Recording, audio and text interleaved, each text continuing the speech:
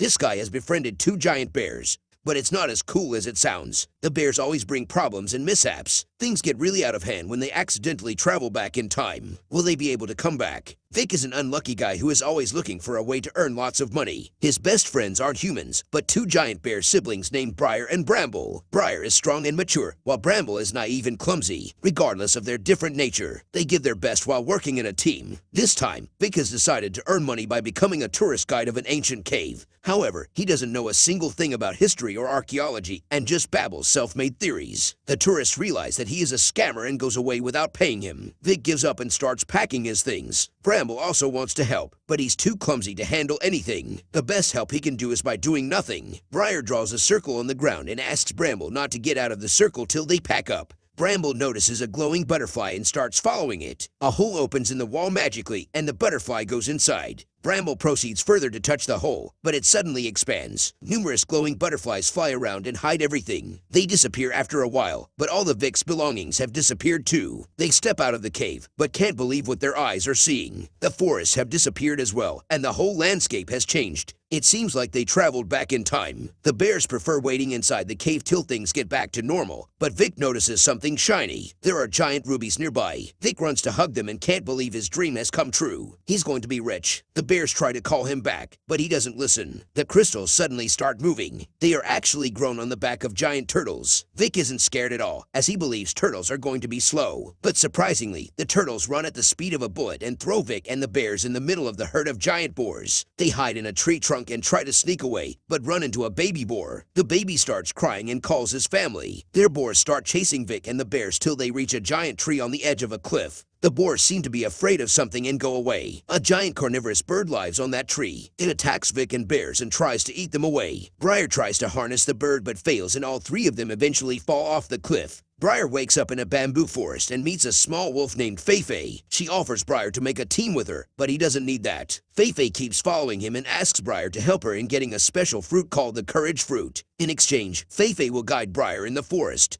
She also saw Bramble and Vic falling down, and she believes that they must have died. Briar doesn't believe her and keeps looking for his friends. Meanwhile, Vic and Bramble are chased by a group of weird tribe people. They tie them up, but get distracted by a caterpillar. Vic and Bramble almost escape, but a gorgeous woman stops them. Vic is mesmerized by her beauty and steps forward for a handshake, but the lady beats him up. Afterwards, she knocks down Bramble as well and takes both of them to her village. Back on the other side, Briar is still being followed by Feifei. They encounter a giant sleeping panda that is the sole guardian of the forest. Briar also meets tiny pandas, but they are quite mischievous and don't let Briar continue his search. Feifei promises to help Briar get rid of the tiny pandas if he teams up with her. With no choice left, Briar finally agrees. Feifei climbs up on a tree and teases the guardian's nose to make him sneeze. The impact causes a plant to magically bloom, and all the tiny pandas stick around the plant to eat it. Briar is tempted too, but he must find his friends. Vic and Bramble are taken to the tribe village. The lady who brought them is named Lynn, and she's like a hero for her people. Even after eating a giant turkey, the tribemen are still hungry, so they proceed to roast Vic and Bramble. Before they can do that, a group of yaks attack them. Lynn has the strength of 10 men and fights the yaks with her bare hands. She knocks down a bunch of them, but they are too many in number. Vic gets attacked too, so he tries to distract the yak with a phone camera flash. The yak still hits him, but he coincidentally ends up on the yak's back. The witnesses assume that Vic is a hero who is controlling the yak.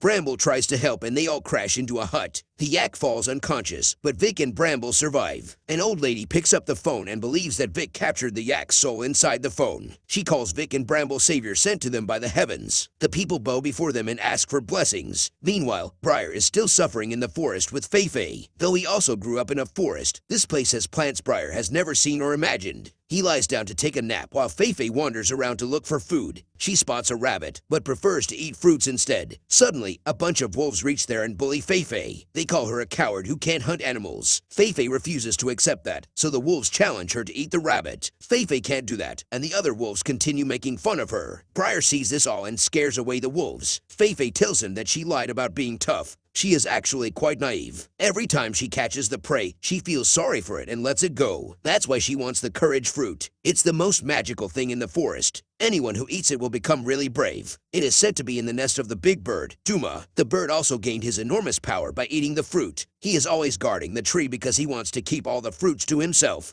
After realizing Feifei's problem, Briar gets more determined to help her get the fruit. During their journey, they encounter many obstacles, but their teamwork makes everything easier. On their way, Briar notices a kid being attacked by the pack of wolves. Briar gets in the way and fights the wolves. Suddenly, the pack leader named King comes forward and scolds his pack for not being strong enough to catch a kid. The kid tries running away, but slips his feet. He hangs on a prop root, and Feifei helps him too. King calls her a traitor who has gotten on the enemy's side. Suddenly, the tribe reach there and scare away the wolves. The Feifei stay with them until she recovers. Briar finally unites with his friends, and they all go back to the village. Vic has been having a great time with the tribe, as they easily get impressed even by the smallest things. Vic puts on some music on his phone and starts his day by dancing with the tribe. Afterwards, he teaches modern things to them, like making furniture, cooking hot pot, making cars and bicycles, and so on. The party keeps on going till the phone runs out of battery. Vic wants to return back to his time, but to find a way, they must return to the cave where it all started. Feifei has completely recovered so they can continue their journey. After covering a few miles, they lie down for a nap. Feifei hears some weird noises and looks around to check. It's King. He scolds Feifei for befriending humans. The forest belongs to the wolves and they should be the one ruling it. But their plan is getting destroyed by the bears. They must be eliminated and Feifei is going to carry out this task. King promises to welcome her back in the pack if she brings the bears to the valley where the other wolves will kill them. The next day, while walking through the caves, the wolves wait for Feifei to lead the bears to the valley. But she is not selfish enough to betray her friends. They reach the top of the cliff and divide the task.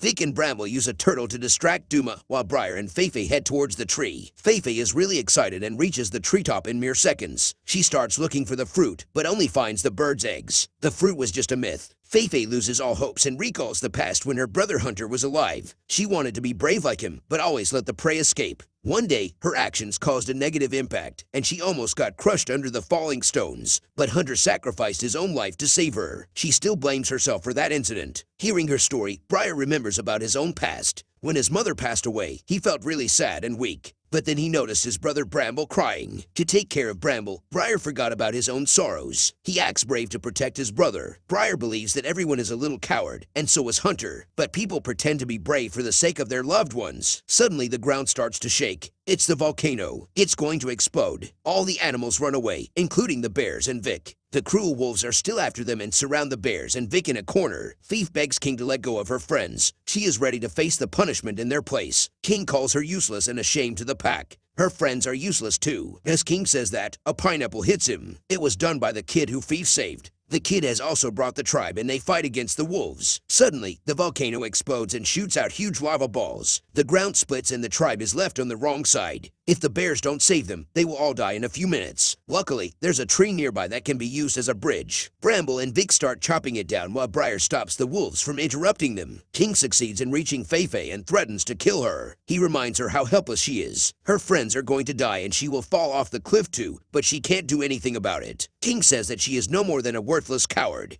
Feifei is also ready to give up on herself, but then Briar shouts out that she is the bravest friend he ever had. This reminds Feifei of their whole journey. She may not hunt or kill her prey, but she will always protect her friends no matter what. Saying this, Feifei starts fighting the wolves and also grabs the axe to cut the tree. King tries to interrupt them again, but Feifei jumps off the cliff while grasping on King. She sacrifices her life to save everyone. She was a real warrior. The weather recovers and everyone is saved except Feifei. Briar sits down on the edge of the cliff to mourn his friend's death. While he is crying, a familiar voice grabs his attention. It's Feifei. She is alive. The volcano has finished exploding and the weather changes drastically. The bears notice the blue butterflies again and have to follow them to reach the cave. Briar feels a little emotional, but he has to say goodbye to his brave little friend. Afterwards, Vic and the bears head back to the cave. It's time to go home. Bravery is not defeating the enemy. It's the courage to stand against anyone who dares to hurt your loved ones.